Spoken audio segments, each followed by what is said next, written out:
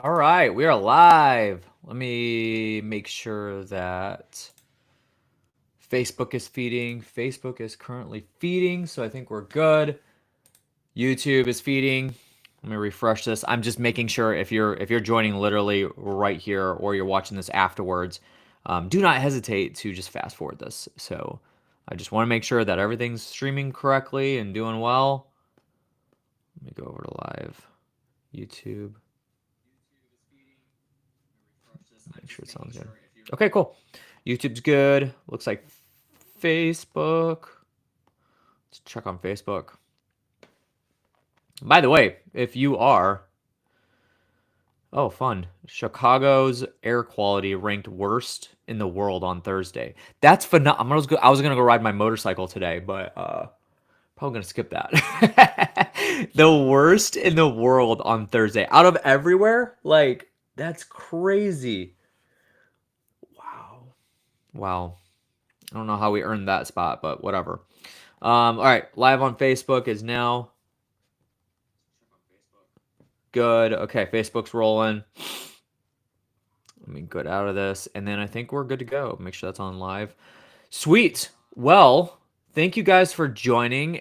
Today we're going to be going over quite a few things, but it's going to maybe feel like it's all over the place. However, what I am intending on doing today is teaching you how to start creating the content.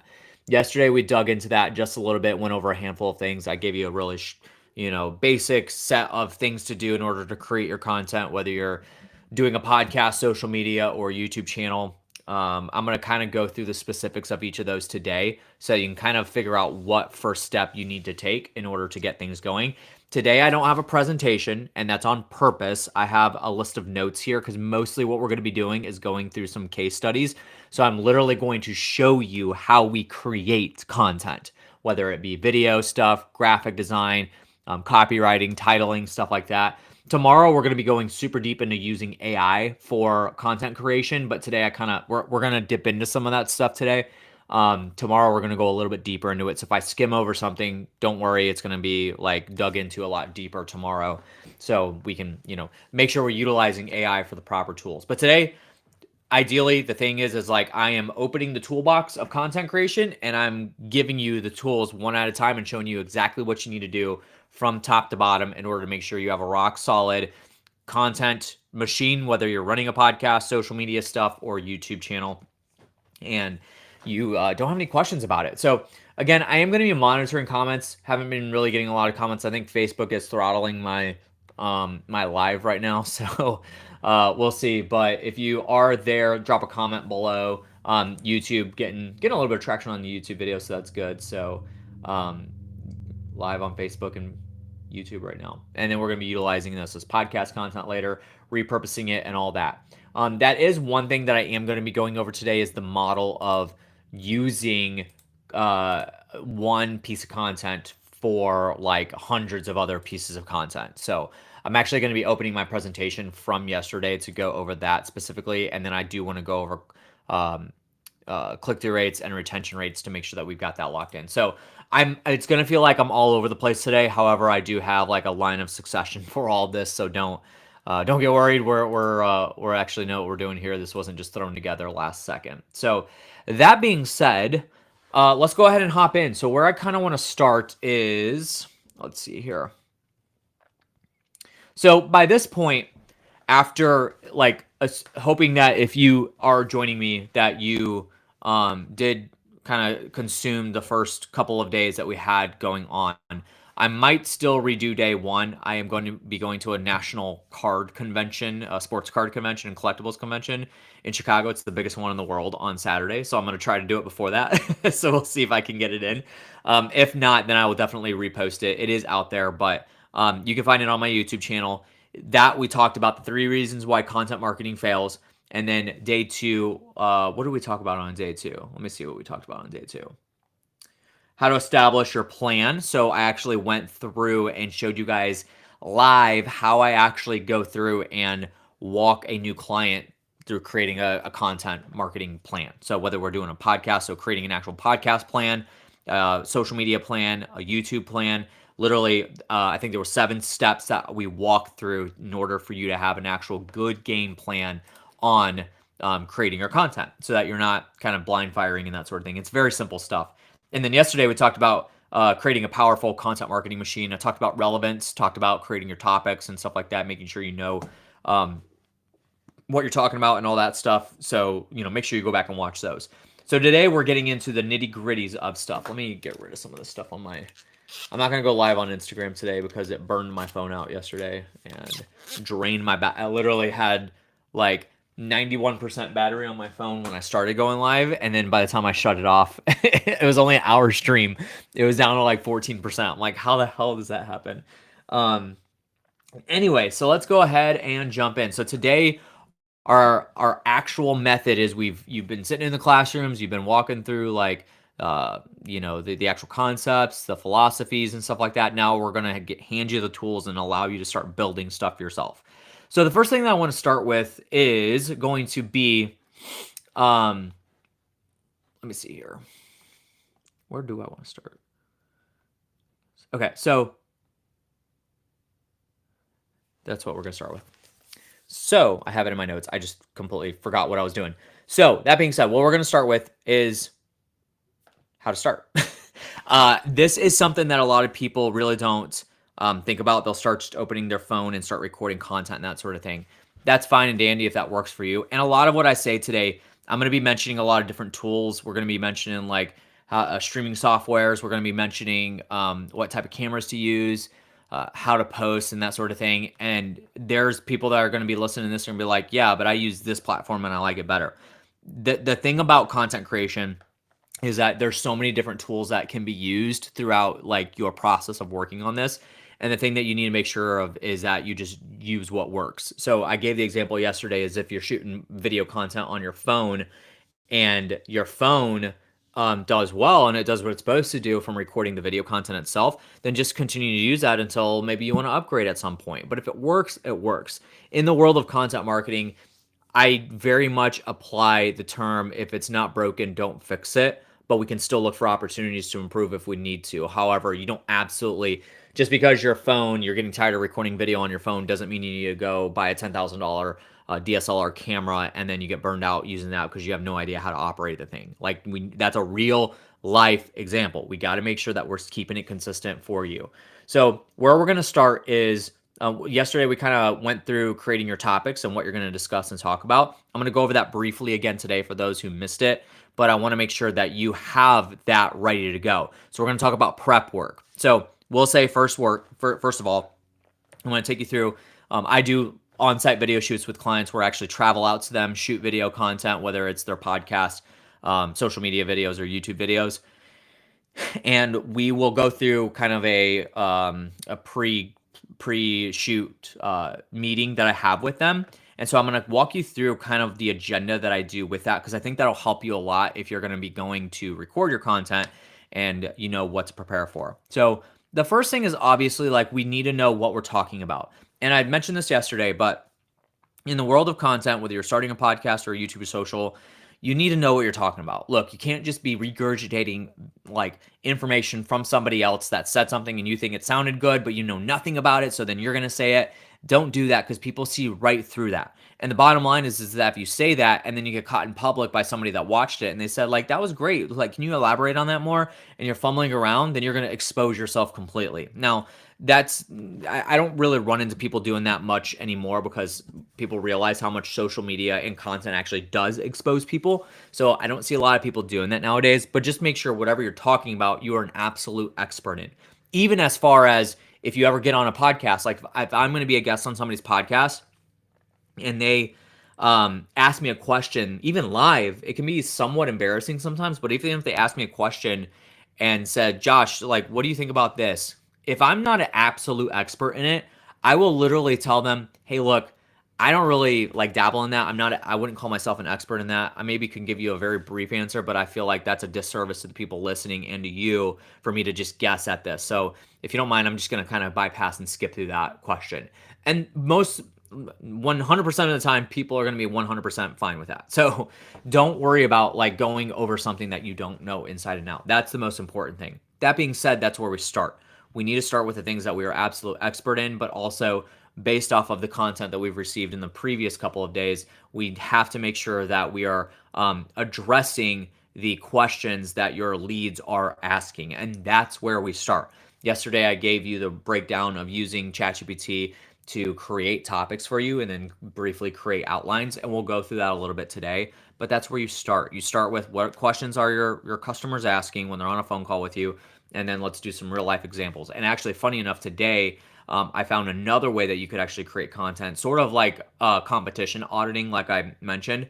But I was on a mastermind call earlier today. I'm in the family mastermind, and my buddy Francis Ablola was doing a presentation and showed how you could take, like, if you have a book, let's say for example, like I don't have a book on podcasting, but there's tons of books out there on podcasting. If I literally go to the page of, let's fucking do it right now. Let me share my screen real quick. So I need to have ChatGPT. Actually, let's just, so hopefully this doesn't warp the screen because I guess entire screen. Hopefully this doesn't make it look weird, but we're going to do this. So that being said, let's go to Amazon. Ooh, okay. Okay, so let's just say that I wanted to look up a book on podcasting. Okay. We're going to go to books. Sweet. So let's look at one, and this is literally what I learned from my buddy Francis. So let's just take, for example, these are sponsored, but they do have like 500. This one has 500 reviews on it. And what we're going to do is we're going to copy this link, right? You're going to copy the link to the actual book. Now, I actually did this, and I tested this out to see if this would work well. And so I already made the prompt for it. But what I asked was, can you go through these reviews for this book and give me things that people complain about or have negative feedback on? And I probably could have added like questions, but it gave me some really good like insight on what people are talking about with the book. But what I could do beyond that is now take that link, and then I already put the link, so I'm going to continue the conversation here and say, I need to create video content around the topics in this, oh my gosh, I can't spell, topics in this book, and also topics that are around questions and complaints in the reviews. Give me 25 topics. And then obviously you can name the number that you want, but this is what it's going to do. It's going to scrape that and then core topics from the book. And obviously, like, we don't want to outright plagiarize and steal the topics from them, but here's amazing stuff that we can go through in order to make sure that we have good topics based off of just a single book and the reviews that are from that book. You can do this with any product. I mean, this is amazing, right? Like, we can literally go through, let's look at some of these. So how to start a podcast from scratch, even if you're not techie. That's a great topic. So if I'm doing, and honestly, I'm going to probably take some of these from my own content because these are really good topics. So the essential equipment setup for podcasts on a budget, how to pick your perfect podcast niche. These are phenomenal topics. And you can go all the way down here. You have 25 topics, top 5 reasons new podcasters quit and how to stick with it. So these are all great topics. And this is something, if you don't have any data that show, like maybe you don't have your website because you just started your business, or maybe you don't know your competition or anything like that, go find some product like a course or a book and literally paste that link into ChatGPT and have it give you information about that to give you some topics, right? Let's do another one. Let's just say, for example, like, let's do something like that that's like absolutely out of the blue. Let's do this. So my favorite drink is an iced chai, right? Iced chai latte. So we're gonna, this is what I get. I make my own iced chais at home. It's 100% better than getting it at Starbucks or Big B. So this is what I use. So here's what I'm gonna do. I'm gonna copy the link to this, and then I am now, we'll keep it in the same thread. Let's just keep it in the same thread. Okay, and I'm actually going to move this. Okay, so here's what we're gonna do. I need 25 topics on video. Actually, I don't think this is feeding. Let's see, is that feeding? Nope, it's not feeding. Okay, I don't know why it's not feeding. So let's do this. So we'll just do, I need 25 video topics around this product and the reviews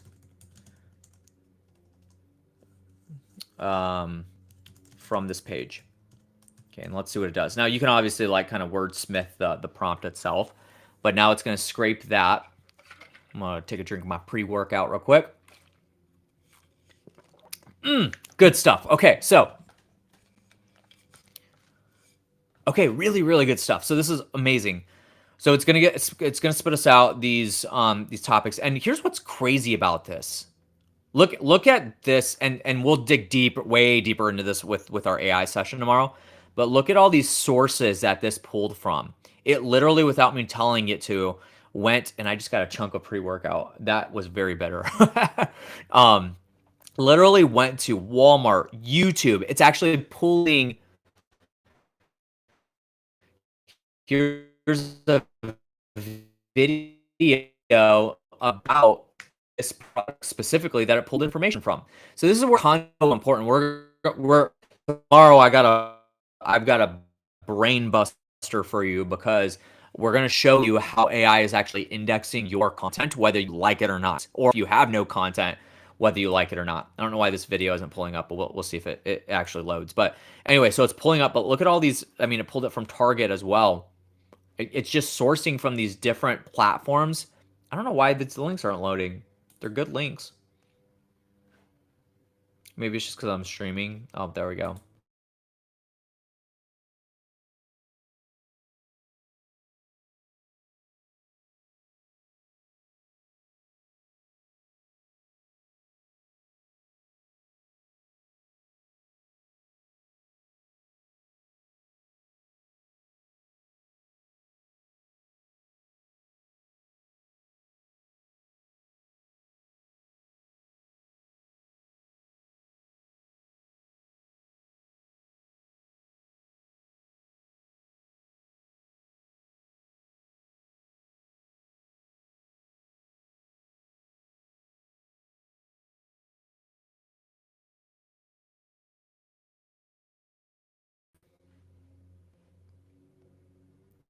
Are we good? Are we good? Are we good? Are we good? Okay, let me see. I think we're still okay. Sorry about that if we dropped off for a second. My internet decided to take a dump for some reason, and that's why things weren't loading. So let me make sure that I'm still rolling on all platforms. Let's take a look here. Okay, good on YouTube. Okay, we're good there. Good on Facebook. Okay, cool. Sorry about that, guys. My internet decided to take a dump, and now we are back. So that being said, let's hop back in here. So share my screen again. Hopefully it doesn't do the same thing that it just did. Okay, so here's the product we're reviewing, right? We're trying to create some video content around that specifically. So I was showing you guys the sources and where it was pulling from. I don't want to click on these right now. We'll go deeper into this in our AI session tomorrow. But essentially what we're looking for is for it to actually give us really, really good topics. And it even gives us suggested video formats that we can do. So it's tasting and reaction videos, on camera comparison. So we're comparing Trader Joe's chai to Teizo's chai, DIY flavor fixes. So we can like create different flavors. So there's so many different ideas that this can give us in order to be able to start generating good content ideas. And that's the thing that we got to make sure that we are keeping an eye on. Let me see here. Always for being sharing knowledge. Okay, awesome. Yes, Josh Belk, thank you for hopping in. Okay, so next, let's see here. I say Josh Belk, but it may be somebody on his team. So Josh, if that's you, let me know. I see your comment there. Anyway, but thank you. So that being said, let's continue on. These are the topics that we're going to be going through, right? So next thing is to make sure that we have our topics. Now what we want to make sure that we do is we create our whole setting. So now we're talking about tech and what we want to use for that. And again, I've used this example, but there's so many times where I've walked into somebody's office and they have a like $20,000 worth of camera gear sitting still in boxes in the corner of their office, and we don't want you to do that. So what I'm going to walk you through today is going to be what tech to use, because I think that's very important, especially if you're starting. It's different levels for different people. And we got to remember too, I told you guys before, like there's a handful of people that I'm personal friends with that have millions of followers across platforms, depending on what they're putting content out for. And the thing is that people want what they have. However, they don't understand the work it took to get them there. And it also, they don't have context on what type of gear they're using and that sort of thing. So it's unrealistic for you to think about, well, I'm going to start my podcast and I'm going to have it look just like Alex Hormozi's. Well, you don't know what it takes to get that result. So we want to start from square one, but still make it the best that we possibly can. So obviously, the very first thing you can start with is this. Take your phone and just start recording content. I actually just threw it over here, but you have this. Oh, geez, sorry if that made a loud noise. You have this thing, right? So this is a focus. There we go. This is a tripod that holds your phone. You slap that bad boy in there, and then you start recording your content. And that's basically it. That's how you do it. Make sure that when you're framing up, this is highly technical, make sure when you're framing up your content that you aren't sitting with your head like this, or like people like to do this with their webcams and that sort of thing. Don't be doing that. Like, make sure that you are in the frame and you're recording your video content. The next thing that you could do is, and I'll share my screen again here, is you want to make sure that you have decent audio. Like, it's very important to make sure we have good audio, and we can achieve that by literally just looking for, let's just say, iPhone lapel mic, right? So if we go here, all of these, to be 100% transparent with you, are a dime a dozen. Like, they all have the same technology in them. Most all of these work just as good. Just read the reviews, make sure they're good. You know, this one has 8,000 reviews and averages 4.5 stars. For $22, it's going to get you 2 microphones. You literally plug that bad boy into your into your iPhone. You put the other end on you, and then you call it a day. It's a beautiful way to get that worked on, right? And then there's some other products that you could have that are like Rode. Yeah, this one right here. These are a little bit more expensive, but they do work beautifully. Is this gonna? I know this is an ad, but maybe this will take me to the product. Yeah, so these are good. Yeah, so I think it's this one. This one's great because it's compact. I've seen the actual units themselves, and they are literally like, I don't even know, like smaller than a pack of Tic Tacs. Like, literally, they're that tiny. So you literally put this on your iPhone. You'll have a plug here that can go on your iPhone, you know, USB-C to Lightning, so it plugs right in your iPhone. And then you're going to put the other, so this one goes on your iPhone as the receiver, and then this one goes on you as a lapel mic, and then you can plug in other microphones. You know, it's got these holes on the top here for the microphone plug, and you just plug that in. Now you got phenomenal audio. This is expensive, but you can honestly get something to start off with, something like this or any of these. Pick one. And then you just plug it into your iPhone, and then it's wireless, and it's going to walk around with you. So these are the things that you can pick. Keep it very simple. And then, like, honestly, you can then, if you're going to be stationary, you know, you have a desk ring lights. You can get something simple like what I have. I have something like this. It's not that big. It's honestly like a lot smaller than that, and it still gets me, like, the lighting you're seeing on my video right now. It's phenomenal. It's like it's literally like this. $10. You get something like this. You can have the lighting go way up, way down, and then it just USB plugs in, and then you can clip it onto your side of your desk like that. It's literally the setup I have right here from my camera, and it looks great. Like, it gets every bit of lighting that I need, and that's what you start with. Then you can get a camera. So, like, camera-wise, if you're not going to use your phone, which, by the way, I mentioned this on one of my streams yesterday, but if you have a Mac device, like a MacBook or a Mac Mini or whatever, and an iPhone, there's actually a setting you can put on where you can actually use the back of your phone as a camera for your webcam, and it makes it look outstanding. So then you can hop on like a Zoom recording or a Riverside recording and then get really good video that way. And then you can obviously plug podcast microphone. So again, I'm bouncing around here, but I'm trying to show you some of the very basics that you can get. This is a Yeti, literally one of the most popular podcast mics on the planet. $100, you're out the door here.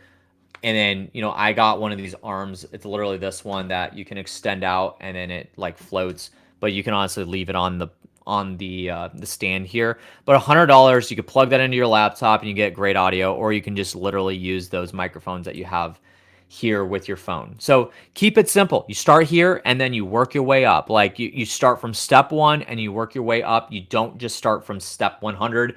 You build a $20,000 podcast recording studio and you never recorded a podcast in your life. This is where you start.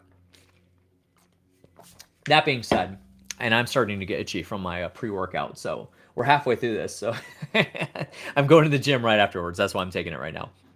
Anyway, so that's where we're starting. Now, what I want to do is, let's see here. Let's back out of this. Okay, cool. And then make sure that my feeds are still going. Okay, we're good. Okay, so then after that, what we're doing is we have our gear. Now, camera-wise, you can get a DSLR camera. Actually, let me share my screen one more time, because for those of you who want to take your gear up one more notch, maybe like not highly professional, but it's going to get done right, you look up this Elgato 4K. Hold on. This one right here, Camlink. Okay. You can get these on Best Buy, Amazon, whatever. They're normally about $100.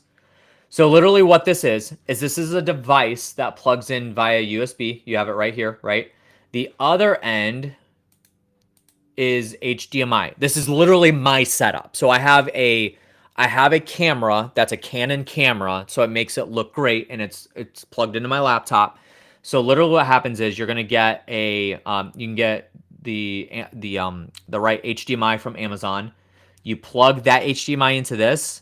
You plug this end into your computer. The other end of the HDMI goes into your camera. You just got to turn that camera on, and boom, you have the type of picture that I have right now, and it looks phenomenal. You don't even have to press record on your camera. I'm recording it straight to my webcam, so I'm recording through Riverside, which we'll talk about here in a second when we come to softwares. But this is literally a device that will save everybody's life if you want high quality imagery, but you don't want to be messing specifically with the camera all day long. So I literally just turn on my camera. Once it's on and it's plugged into my laptop like that, then I can just hit record on Riverside like what I'm doing literally right now. And then that's as simple as it is. So now I don't have to mess with like recording the footage to my camera and then taking the SD card out, dumping it on my laptop, uploading it for my video editors and that sort of thing. Like I'm literally just recording straight to Riverside. So that's that.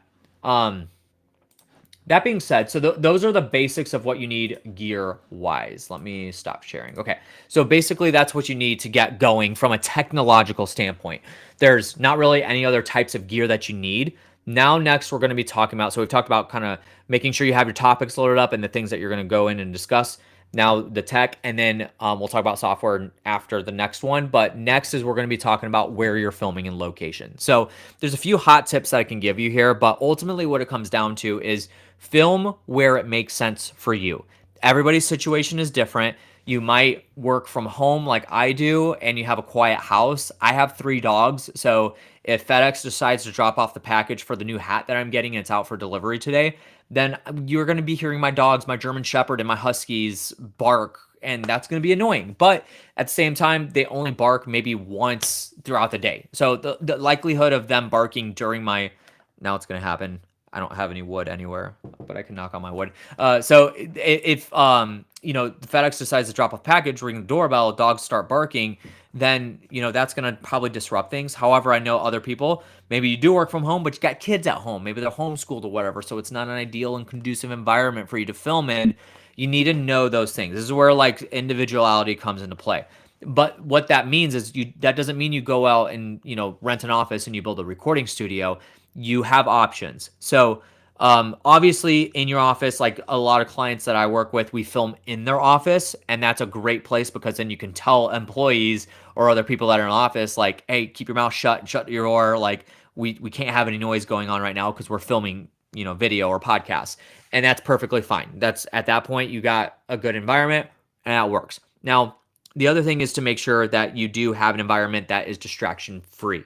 You want to make sure, especially if you're not filming, if you're not used to being filmed on camera, it's extremely important for you to go through and make sure that you are not putting yourself in an environment where you're going to get nervous, you're going to get stressed out, you're going to get embarrassed in any way. Like, it needs to be in a distraction-free environment for you. For somebody like me, I am totally fine with filming in a crowded room when everybody's staring at me and that sort of thing.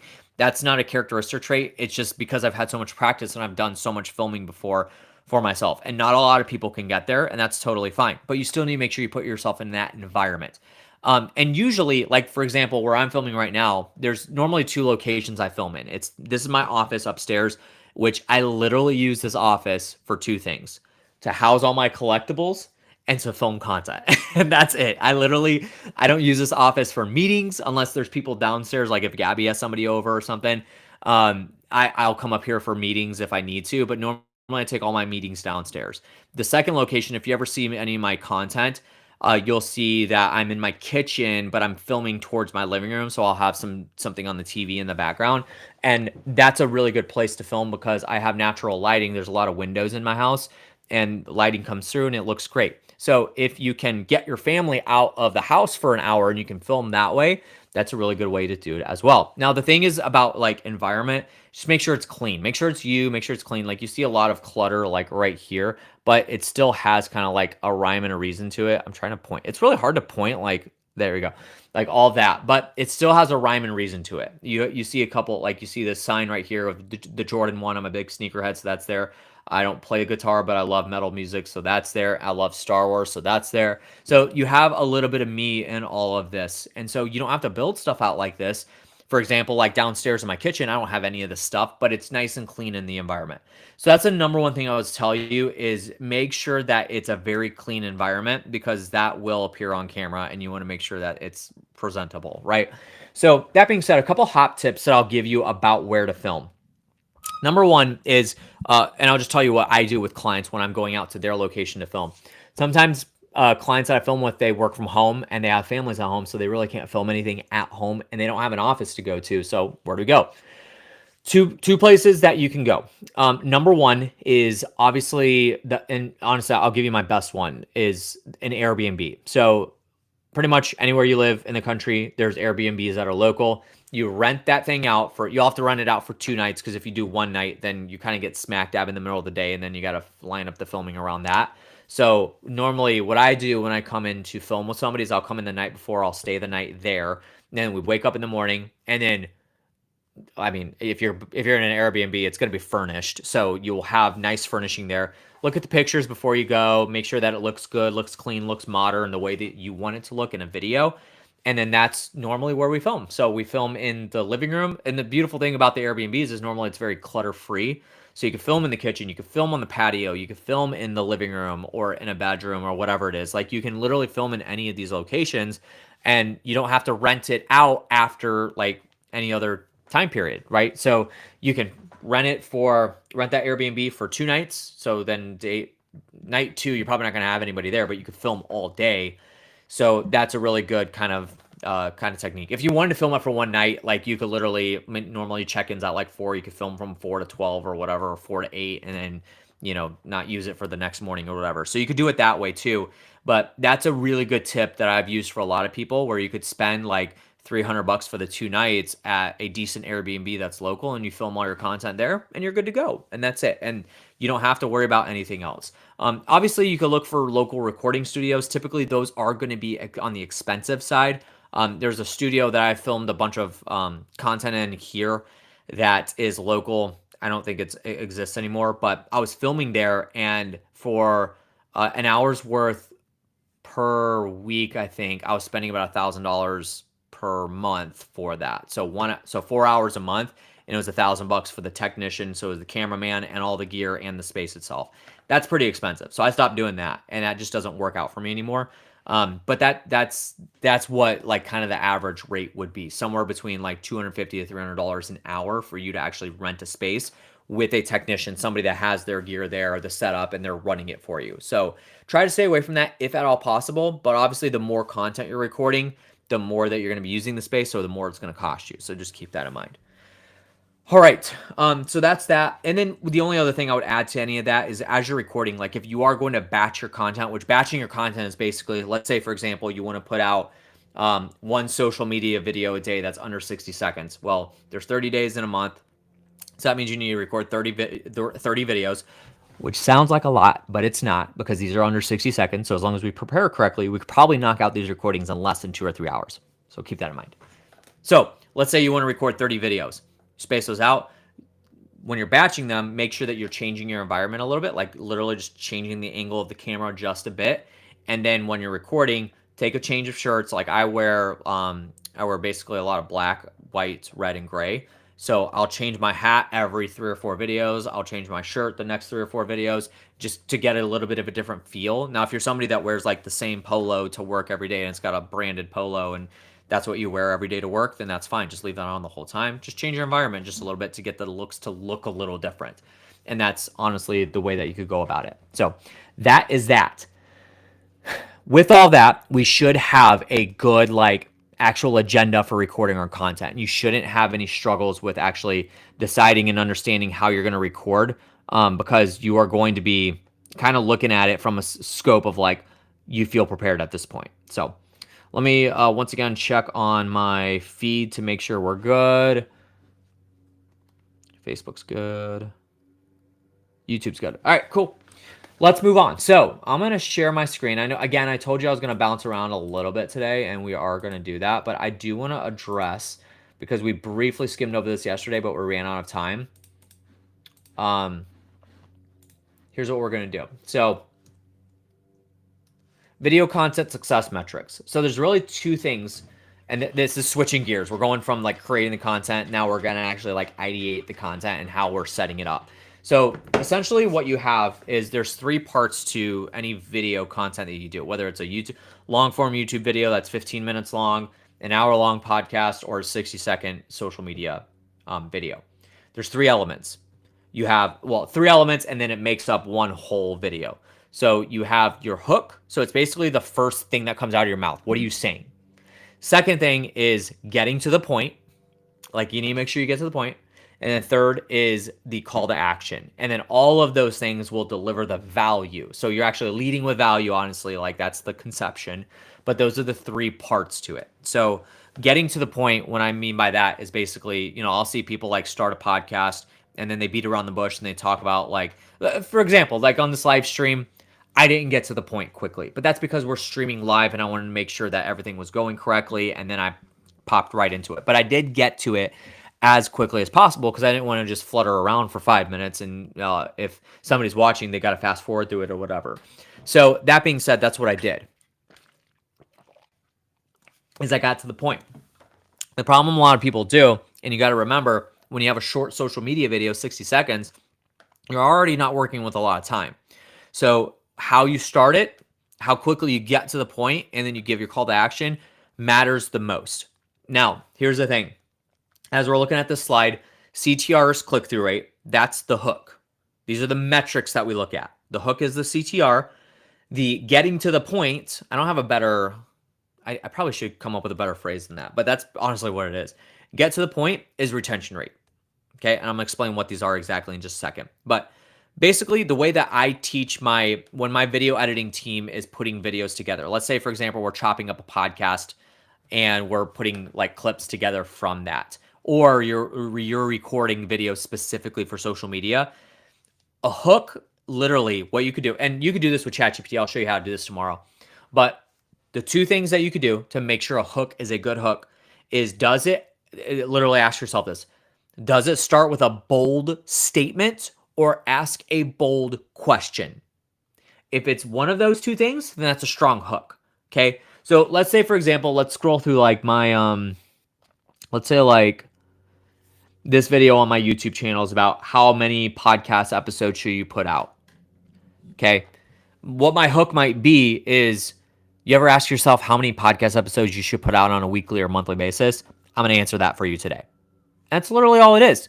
It just needs to be a bold statement. That was a bold question, kind of a combo of the two. Another one is AI voiceovers, how to create those. So what I might say is, you ever find yourself needing a voiceover, but you don't want to record it and you want AI to do it? I'm going to teach you how to do that today. That's literally the hook that I am trying to get on. And the shorter you can make it, the better. However, sometimes you need to extend it out as long as it's good. And you can have ChatGPT. This is one of the things that I really encourage people to kind of script out, is have ChatGPT actually create a script for you to actually like get that out. So craft it a little bit, make sure it makes sense, make sure it's a bold statement, bold question, and then just read that off and then get into the video. And the beautiful thing about post-production video editing is that I can just say that now, stop for a second, think about what I'm going to go into, and then I can get into the video and my editor will clean that up, take out the dead space and not worry about it. So we need to heavily focus on our hook because that's how people are going to stick. Think about the next time you scroll through social media and how fast you flip through videos. Everybody else is doing the same thing. So like if you come across a video, it takes a quarter of a second for our brain to realize if this is something that's relevant to us or not, and if we're going to stick around or not. So that's the first part of it, is hooking people. The second part is getting to the point. So we need to make sure we are actually saying something. And I tell my editors in the videos that we create, if something profound has not been said within the first 10 seconds of the video where I could walk away and say, I learned this from that video, then the video is not yet ready to go and it's not a good social media video. You need to make sure you get to the point and stop beating around the bush. One of the things that I do, and this is just a hot tip for my podcast, is when I get people on my podcast, the REI Marketing Weekly, I'm looking at my my iPad right here, and it has the video up with Tony Javier. He was just on my podcast, and we published that on Tuesday. With that video, I tell my guests, I don't allow you to introduce yourself on the show. The reason why is because most people don't know how to introduce themselves in less than 60 seconds. It takes normally 5 to 10 minutes for people to introduce themselves, and that's fine. That's just the way things are because maybe you have a lot to say. However, I want to get to the point. So when I first start the episode, let's see what happens here. I think this one was just like a straight chorded. Yeah, so we just jumped into it. But normally what I would do is I would start with a hook, and then I would say, today I've got Tony Javier, and here's the things we're going to talk about. Here's just a quick snapshot of who he is. Let's get into it. And we get into the video and make sure that I'm delivering content right away. So literally when I'm recording episodes with my podcast guests, we are jumping in immediately. Like I tell them, I'm like, we're not batting around. Like I'm literally jumping right into the episode and the topics, and we're getting down to it. So that's important to make sure that you have that retention rate going. And then call to action, we already went over that. So let's look at the slides now. So we got call to action and retention rate. So ignore that podcast video. I don't know why that's there. CTR is click-through rate. So basically think of it this way. It's exactly what I talked about with the hook is, and it's same thing for social media. It's just kind of looked at differently. But on YouTube, if I have a YouTube channel that has videos going out, click-through rate is logged from people basically looking at the thumbnail and then the title. So they search for something, thumbnail or title, or it's on their For You page, and then they click on it because it's relevant to the search that they're looking for on a video. That's my click-through rates. With social media, it's basically, you can think of it as like your thumb stopping rate. So if I am scrolling through videos and then I stop because a video interests me, that hits the click-through rate. Okay, so that's what that is. Retention rate is basically, you got a little sneak peek. A retention rate is basically how long somebody consumes the content for. So if I have a 60-second social media video and people watch, they stop the thumb, click-through rate's good, and then they watch 5 or 10 seconds of that 60-second video, my percentage of retention is extremely low. And then what the algorithm will do is it'll generate a formula for how many people watched the video and how long the average watch time was for. And then that's how you have videos go viral or they are dud and they get no views. That's literally the formula for algorithms. Because what the algorithm is meant to do is to present content to people based on relevance, like we talked about yesterday, but then also importance of relevance. So how important are these videos to the viewers? If 100 people come across your video and only 2 of them watch the video all the way through and the rest of them drop off 25% through, then your retention rate is going to be really bad, and the organic algorithm is not going to show the video to anybody. So that's how it kind of works. So you got to make sure that you pay attention to those things, and you can facilitate that by having good hooks and then getting to the point quickly. So that's very important. Now, pivoting one more time. That's how we're running our video. So basically, I gave you the formula of like when you start recording your video, you're gonna actually jump in and you're gonna say something profound. Like if you're a real estate investor and you're doing a walkthrough of a property, you're gonna open the video with, "We just made $60,000 on a wholesale deal with this property behind me. I'm gonna tell you how we did that." And then you're getting in the video and you get into it very quickly. You don't fluff around or anything like that. All right, so we're gonna pivot as I take another drink of pre-workout. Yeah, okay. Next thing. This is one of my favorite things to talk about. And I actually have a full-blown training on my YouTube channel talking about how you can take a 60-minute podcast episode and turn it into hundreds of pieces of content. The beautiful thing about this is this has been a principle that, like, honestly, the business, I have to give credit. The business that I built on the backside of doing this was from the ideations that Gary Vaynerchuk would give about taking content, repurposing it. That he was kind of the godfather of that concept. And I took it and turned it into a business. So, and it still works to this day. But the beautiful thing is, with the help of AI, which we'll talk about a lot tomorrow, is it goes even way further than that. And it's amazing the things that we can do taking with AI and taking a 60-minute podcast episode and how much content we can actually generate and turn that into. So this is my good buddy, Steve Rosenberg. And this is an example I get. Honestly, I opened the slide and I was like, this slide is, I think, 4 years old. And I'm like, it's still relevant. It still works to this day. It's still the model that is the best way to generate content. So there's really, like we talked about, 2 ways to generate content. It's documenting and it's producing. So where this comes in, and this falls a little bit more in the line of documenting.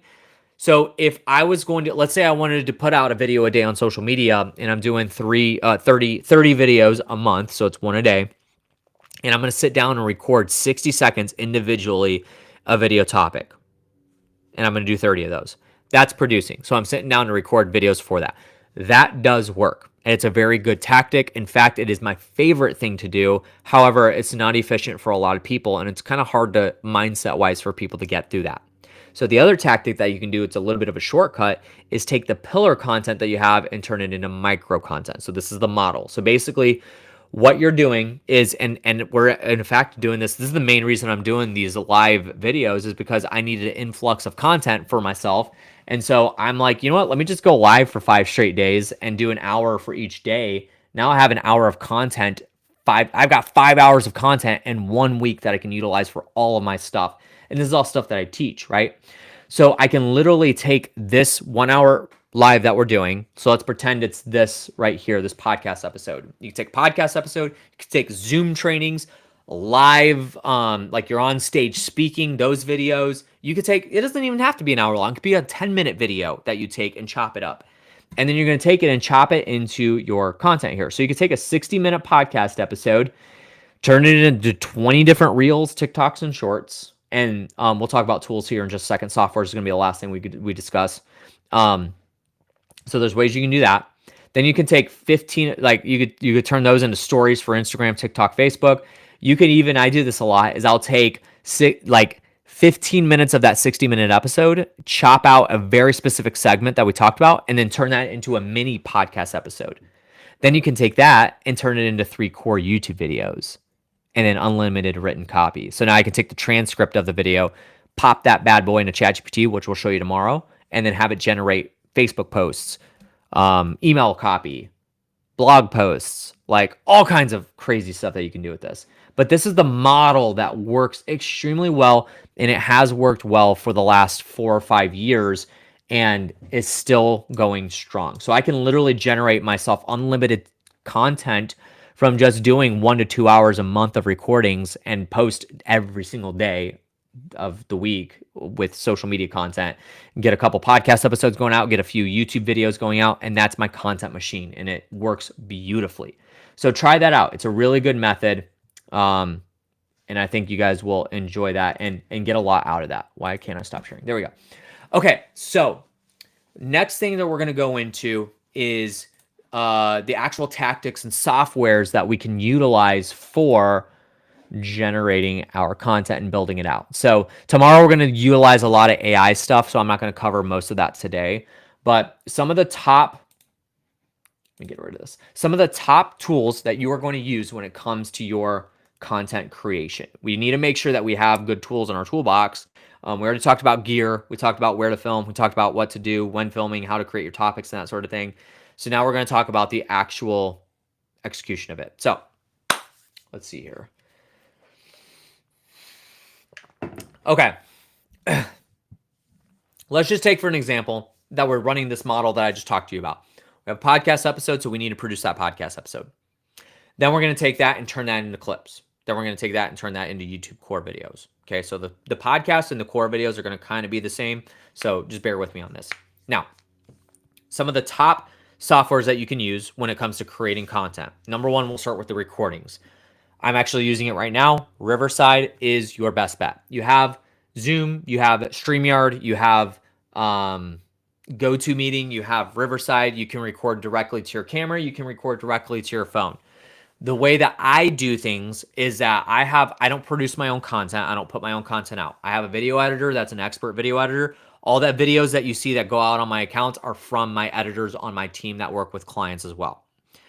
What I will do is I will pop into Riverside and I'm going to record everything to Riverside. And this is what I have most of my podcast clients do. Truthfully, this is the process. They pop into Riverside. They're going to record all that. Actually, I'm wondering if I can actually pop into Riverside without it being choked up and then share it. Ooh, I can. Okay, so let's do this. Hang on one second. I didn't know that we were going to be able to do this.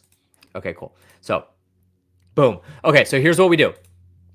We pop into Riverside. If I'm going to, let's say, for example, I'm going to sit down and record like 8 videos for the month that I'm going to do for my YouTube channel. Those will also get chopped up for social media, so I don't have to record extra social media. What I do is in my Riverside, I'm going to go in here, and you can honestly do this with Zoom. You can do this with StreamYard. I'm going to tell you why not to use those, but what I'll do is I actually build a studio. I create a studio specifically for my YouTube solo videos. Then what I do is I pop into here, and then it's not here because I'm recording right now, but there will be a record button here. So I hit record, and then I record my content, and then I come back in here, title what the name of it is, and then I'm done with it. Now my video editor has access to my Riverside account. He will pop in here, he will log in, and then download the raw content here. The beautiful thing about this is when he goes to download the video itself, he's going to be able to literally download the high quality 1080 or 4K video from here. And the audio is going to be great. Everything's going to be baked in. Now, let's just say, for example, we're doing a podcast. So I also have a different studio for my podcast. So if I recorded this episode with Tony Javier, I'm going to be able to go in here. You see the split screen, but we're not going to use that. I want to download individually the feeds between my content and his content. So he's still recorded in 1920 by 1080, so that's great quality. Me too. So we're going to download, let's just say, for example, we're going to download my video, okay, and we're going to download his video. Hopefully this doesn't choke up my internet. I don't think it will, but we're going to see. So as that's downloading, the reason why I want to do this is because with the video, that's the asset. Like the audio is cool, like great, we can doctor that up however we want, but you can't substitute poor video quality and make it look good, regardless of what software you have at your disposal. So that is the number one reason why I shy away from doing Zoom videos. I'll record Zoom when people need to, but when I'm actually recording my own content and for my podcast, you're getting on Riverside because it's retaining the highest quality video content possible because I can use that for other things. So my editors would be able to go in here and actually utilize any of this content. So let me actually... It's going to share. Hold on. Let me share my whole window because I want you to see this. Okay. So like Tony's video here, it's literally showing just his face. Whereas Zoom, it would split this down the middle compress it, and no matter how far I zoom in, it's going to pixelate and pixelate. But when right here, I have the highest quality video here. And then also now you can see mine where it's professionally filmed, how good that looks, right? Because it was filmed with an amazing video camera. And then now it was recorded in 1080p, and now I can download it at the highest quality that it was recorded in. Whereas Zoom will actually compress that video and not make it look good. So that's why it's important to record with a good software that's going to capture the best video quality. That's why recording in person is the best thing you could do. But the second best thing you could do, right runner up next to that, is recording virtually with Riverside. If you do this with StreamYard, it's going to compress it. It's going to make it look weird. We've tested all of these. Like, I promise you, in the amount of content that I've generated and created over the last 13 years, I've used all of these softwares and test them, and I still do to this day to see what works the best. And Zoom, just don't do that. Zoom is meant for calls. That's meant for meetings. So don't use Zoom for recording podcasts. Use Riverside. It's $15 a month. You can get away with that, and then you can record a crazy amount of content. So that's where you want to start in recording, and that's how I do it. So I record everything to Riverside. My video editor will hop in, download those video files, and then start editing. Boom. That's how we would do it. Okay. So the next thing that I like to talk about is video editing softwares. So professionally, we use Premiere Pro. I wouldn't recommend that because that is a software that has taken years to learn. It's going to take a lot of effort to be able to actually utilize Premiere Pro. All my video, we have 5 full-time video editors. They all use Premiere Pro. But even so, what we use oftentimes is CapCut. CapCut's amazing. Their support sucks. However, the app is actually pretty good. You can download it to your computer too. I normally only use it for my phone. So you can literally go through, let's say for example, I have a video, and I'm just going to use an example. Let me see if I can find a video that makes sense, and then I will share that with you.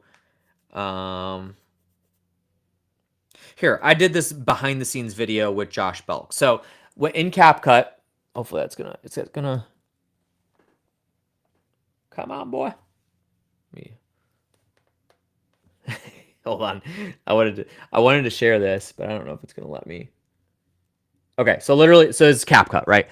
Literally, you do a new project, and then I can load in that video. Okay, so it's going to load the video in there. You see that video there. Now, at the push of a button, I can put in text, auto captions, select the style of caption that I want, generate, and then within like 30 to 45 seconds, it's going to generate all the captions for that video. So it transcribes the video and then adds the captions there. It'll allow me to remove any filler words like ums, ahs, and stuff like that. And then as you see here, turn my volume up. Okay, so the audio is obviously not great because I'm recording with my phone, and you can barely see that on the screen, but you see the captions there, right? That's the most important thing. The captions are on the screen. You can adjust them. You can move them up and down, blow them up, change the style, and that's a great way to be able to create some social media videos that you chop up from your actual camera there. Now, here's the awesome thing about CapCut on your desktop. CapCut, thank you. So the awesome thing about CapCut on your desktop. Now, this is a paid version. I highly recommend it. I still think that it's like definitely worth it. Let me open it up here. So let's just say, and this is where this is the method that will work fine for most people. So let's just say you open up CapCut, you have the Pro version. If you go here to long video to shorts, you can click on that. You can now take let me see if I can find a decent video. You can now take a video that you want, long form video. So download your podcast. You can load that literally into your browser here. Select whatever style. You can change this down the road. You want the duration of the shorts to be under 60 seconds, and you can convert it. You get about 300 minutes, and then you can update that however you want. So I can just click convert, and then at this point, what it's going to do is it's going to literally generate. Is it sharing my screen anymore? It's not. Hold on. Sorry, guys. Screen. And then we're almost done here. So, okay, there we go. Okay, so you guys can see that now, right? Yep. Okay, so what it's doing is it's literally, it's going to take a percentage off, but basically it's, it's loading in a really long video. Probably should have shortened this up. But anyway, so what it's going to do is it's going to spit out like a bunch of different videos that it's going to chop up and utilize that I can take in, right? So let me see if I can find a shorter one here. Do I have any short videos? How long is this one? What is this? That's a 15-minute video. I don't know if I have any good examples, guys. So anyway, but like with these videos, literally just load it in, and it's still uploading now, but it'll take some time, and then it'll literally bring out clips for you, like all these that you see here. That's what it was. They were loaded in, and then with AI, it actually generated those clips for me. And that's a good way for you to not have to seek through those. Another method that you could do, we'll show tomorrow, is that you can take the transcript from your video, load that into ChatGPT, and then give it a prompt and say, I need 10 social media clips clipped from this podcast interview that I did. Can you give me timestamps and topics for those videos? And then I need them to be under 60 seconds long. And then ChatGPT will give you exact timestamps on where to clip. You could scrub through yourself. We do that sometimes too. And that's a good way to pull clips from social media from your long form video. And then you go from there. So CapCut's a really good kind of step for you to be able to add your captions and that sort of thing from there. And then if you're going to utilize anything else, like obviously like for descriptions and copywriting, and we'll go over all this tomorrow, I promise, titling and that sort of thing, all of that you can utilize in ChatGPT or any other AI software that you use, which ChatGPT 5 is about to come out. So that will probably be the best thing that's ever existed in the internet. So hopefully it does really well. And that's like the best thing that you can use. You don't have to use any other softwares, but you use ChatGPT. Basically, it's CapCut. It's basically a CapCut, ChatGPT, and Riverside. With those 3 softwares, which might run you less than $50 a month, you can have everything you need at your fingertips to create content. Literally that. So start there. And then with ChatGPT, you throw your transcription in there, ask it to create your description with timestamps, and then a title that's SEO driven. We're going to go over all this tomorrow. I'll show you literally how to do it. But other than that, that's it for software. So I think let me double check and make sure that I have anything else here that I wanted to go over. We talked about batch recording. We talked about having a checklist. Make sure that you do, side note, when you go to record, run a freaking test first. Make sure that your audio works. Make sure your video works. The last thing, I have a horror story where I actually recorded content with a client in Los Angeles. I live in California. That's a 4.5-hour flight one way. So literally like 9-hour flight two way. And I literally flew out there. The audio was not working the whole time because I didn't test it. So I literally on my dime had to fly back out there. Thankfully, the client's a really nice guy, but I had to fly back out there, record it again. But I wasted all that flight money and the travel time to get out there just because I didn't test my audio. And that was early in my career. So test everything. On Riverside, it's awesome because you can actually, before you go live, you can do a quick test recording and then you can listen to it back, make sure audio is good, make sure video is good, and then run from there. So I wanted to give that quick tip because that is very important and a lot of people skip over that. Take the extra 10 seconds to do it. I promise you it's worth it. Other than that, I think that's it for today. I have gone through a lot of stuff today. So if you do have questions, if you're watching this video after the live, then feel free to leave those below. You can connect with me on social media if you wanted to. I'm offering at the end of every single one of these a free 30-minute call, consulting call that there's no pitching at the end. I'm not selling you in anything. So don't hesitate to reach out and ask, and I can help you with any questions. Maybe you say like, Josh, I wanted to record content this way, but I'm not sure how to start. Then you can reach out to me and I'm happy to do that. The only thing I ask is like, let me record it for my own content. I won't leave any like important information in there or whatnot, but I can use that for my content. So that's the only thing I ask for. But other than that, I don't pitch. So tomorrow we're going to go over AI stuff. AI is going to be a very good one. I'm excited about that because there's a whole lot of stuff that we could dig into that is ever evolving with recording and creating content with AI. I'm going to go over how to generate amazing thumbnails that have good concepts for your YouTube videos and your social media posts and your podcast episodes. So I'm going to show you literally how you can take just text an idea of something and then load that into, like, I'm going to show you our exact process. Load that into ChatGPT, have it create a concept for a thumbnail for you, and then you can generate that yourself. And then also how to generate your titles, your topic, descriptions, and then your show notes and stuff like that, and then how to get that out. So we're going to go over a lot of AI stuff, which I'm really excited about. So that being said, My pre-workout is kicking in. My body is currently very itchy, so I am going to go straight to the gym after this. But thank you all for watching. If you did, drop a comment. Let me know that you were here if you were. And other than that, thank you guys for joining, and we'll see you tomorrow. Bye, guys. 2 o'clock. 2 o'clock tomorrow. 2 to 3, and that's our last day. And then we might do this again some other time. But thank you guys for watching. We'll see you later. Bye.